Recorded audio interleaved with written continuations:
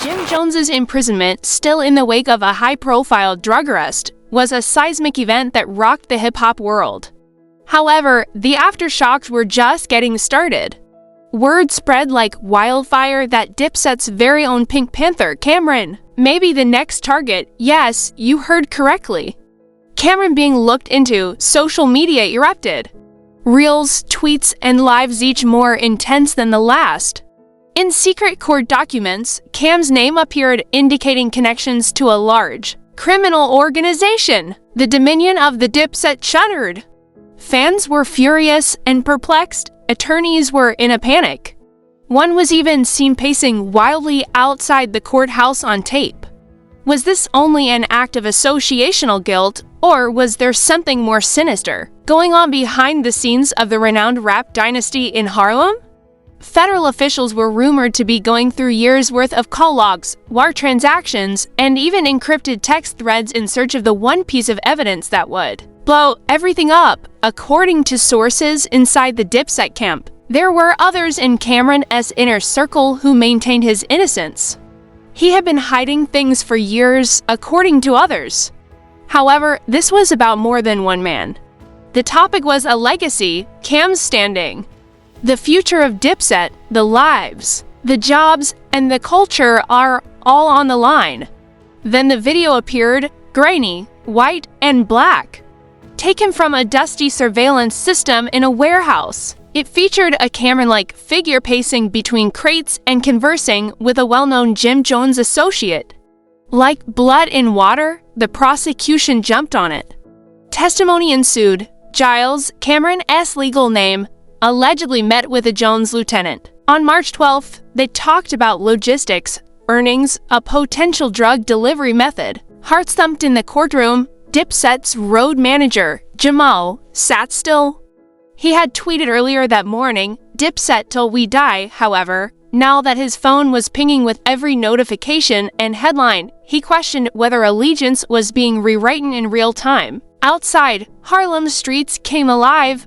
Demonstrators, supporters, critics, chanting, weeping. Riley, a teenage devotee, yelled, "I promise you, he's innocent." However, there was new graffiti on a brick wall across the street that said, "Dipset is dead." Agent Rachel and her colleagues, meanwhile, combed through bank ledgers inside the federal field office. Two transactions caught our attention. They were both associated with shipments and were both signed off with Cam's initials. Suspicious, said Rachel. The defense, however, discovered text conversations that implied the initials weren't actually Cam's. They stood for the now deceased old friend Curtis. The prosecution was shaken. It offered Cam a ray of optimism. However, hope was brittle. Jadakiss paced the studio while rewatching the warehouse video. He snarled. He wasn't counting bricks. He was looking for beats, but doubt still smoldered in like smoke.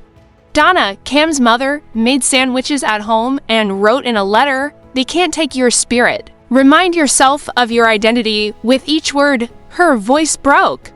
JimJones grinned from his prison cell. He said, "Dipset ends with you, Cam," through the bars of his cage. He received the news, the films, the panic, the text bombshell from his lawyer. Jones remarked, "Let them scramble. I'll be out soon and I'll take back everything." However, Cam had not been betrayed by everyone. He was contacted late one evening by Juelz Santana, who hugged him and whispered, "Stick to the truth, we'll get through this." However, even Juelz was suspect. Was he in talks with the federal government? Did you so? Once the embodiment of unwavering fraternity, Dipset now stood broken. Kim was hollow-eyed but determined when he went back to court the following morning. Everything changed when Marcus "Slick" Davis took the stand and the courthouse door opened. Sweating profusely, Slick remarked, "I moved packages. However, I never witnessed Kim touching any of them." The prosecution leapt. Why did drop-offs near Cam's studio appear in the logs? Slick retorted, "Geotagged, not person-tagged. I simply dropped where instructed." The courtroom was a hive. Ankus argued live back outside. After trending, #FreeCam was supplanted by #CamLie, then by #DIPSET divide once more. They drew lines. Belief turned into a tribe. Juelz Santana then made his way inside the courtroom. "Did you ever see Camron involved in illegal activity?" The prosecution asked him. Juelz hesitated. "I watched Kim create music, culture, enterprise, but not criminal activity. There were." Cheers, Kim's private investigator, Lindsay Cole, wasn't done yet. She released video purportedly showing Kim and the Jones lieutenant exchanging an envelope. It wasn't money, though. They were flyers promoting a charity event stamped, "Confirmed, not hurt." It made the prosecution wriggle. Back in the field office, Agent Rachel compared phone pings. Minutes after the warehouse meeting, Cam's phone had been near a Jones contact. However, it is possible to spoof phones. Falsified numbers, there was no certainty. Candlelight illuminated Cam's grandmother's brownstone front stoop as the sun sank over Harlem. The neighborhood came together. Old pals, neighbors, unfamiliar people, they said a prayer. Kim sagged in the corridor of the courthouse, weary. A reporter came up. "Are you afraid the feds will keep digging?" Kim raised his head. "I don't feel scared. They won't discover anything since I took no action." He left. However, a fresh development that evening was the discovery of hacked emails between a Jones affiliate and Cam's publicist. A gathering, a partnership, a song was never made public. Was there music, or was it code? Lindsay, Tone, Jadakiss, and Kim planned in the studio. "We must go live," Tone insisted. "Allow him to address the populace." Cam gave a nod. "I'll reveal my identity to them." The stream started as the skyline of Harlem darkened and viewers worldwide reloaded their screens. Kim sat in front of a mural depicting heroes from Harlem. His eyes were shadowed, his voice was a silent thunder.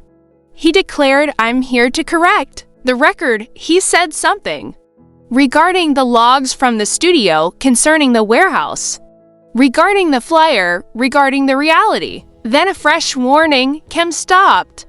What on earth is that? There was a stutter in the feed. The collapse of social media. Had Cam's crew been caught off guard? Exhibit 47B, logs was in the SUV when Reed stormed back to court. Makes calls, suspicion. Kim stopped talking on the stream. Then, his eyes were burning. "We're not finished." He gave his signature. Following Camron's live webcast, the early hours of the morning were tense. His forceful statement, "We're not done," repeated on TV sets, phones, and laptops throughout Harlem, echoing in the minds of investigators, critics, and admirers alike.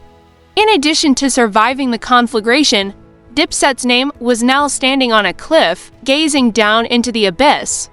There was a heated hush as the courtroom reassembled. As protesters gathered outside once more, some brandishing posters that said "Cam Strong," while others brandished placards demanding justice and truth, security was doubled. The prosecution was ready to retaliate inside. Holly Young, a forensic specialist in telecommunications, was the next witness they summoned. Armed with call logs, data charts, and a map dotted with digital breadcrumbs, she stood tall and composed. Her attention? The enigmatic metadata, Exhibit 47B, is said to have positioned Camron's phone close to the warehouse during the purported narcotics exchange. The phone in question connected to towers within a 200-meter radius of the drop site, she said, several times in perfect harmony with JimJones' known associates. The jurors listened, the jurors scrawled, the eyebrows went up. Beneath the table, Cam sat still, his hands locked together. Marcus Reed, the defense lawyer, stood up for cross-examination. "Ms. Young," he started, "is it possible to spoof phones?" "Yes." "Is it possible to clone SIM cards?" "Yes, though rarely." "Could you confirm that Mr. Giles actually owned the phone in question and that it wasn't just registered in his name or stashed in a studio drawer?" Young paused. "We compared known activity patterns with metadata. However, no visual proof. The device has no fingerprints on it, no connection to Camron directly." She gave a head shake. "No concrete proof," they whispered in the courtroom. Enka's outside grabbed hold of the conversation. "Justifiable doubt," one conjectured. "Or logical dishonesty," another person inquired. Inside the courthouse, a new name Wells Santana came to light once more. He had reportedly been spotted late the previous evening entering the FBI's Harlem field office. Insiders hinted to a deal, intelligence in exchange for leniency on a prior weapons offense. The collapse of social media, #SnitchSet became popular. However, in a shocking turn of events, Wells showed up at court the following morning and entered Cam's waiting area right away. No cameras, no microphones, just a quiet embrace between brothers who had worked together to create an empire. Their relationship had endured too long to break now, but there were still questions. The defense continued to fight back within the courtroom. Luis Rodriguez, a warehouse staffer who worked the loading dock on the aforementioned night, was contacted.